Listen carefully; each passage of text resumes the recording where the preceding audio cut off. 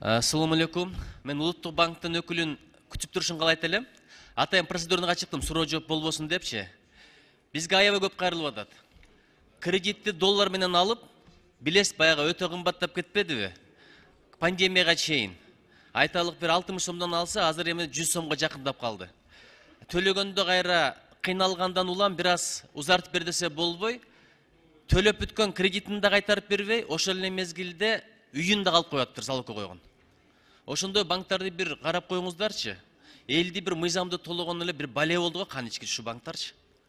Арыздарды берип койсоңуз, же менин телефонумду Кайрылсак дейт, же бир реакция жок дейт сиздер тараптан. Бир карап коюңуздар. Мына мисалы 30 000 доллар кредит алыптыр. Бул пандемияга чейин. Төлөп атканмын дейт, 22 000 доллар төлөгөнмүн дейт. Анан пандемия болду дейт. Бир себептерден кымбаттап кетти дейт. Акча алмаштырганда. Ошондон улам узартып бергиле десем болбой, үйүмдү да калып койду дейт. Тиги акчамды да кайтарып берген жок дейт. Бул жөн эле тономой. Ушуну жакшылап караңыздарчы. Эгерде ушуга көңүл бөлбөсөңүздөр, кийинки революция Улуттук банктын алдында болот. Элдер мурдагыдай ак үйгө эмес, Улуттук банкка кол салат. Ушуну эске алып коюңуздар. Чоң рахмат.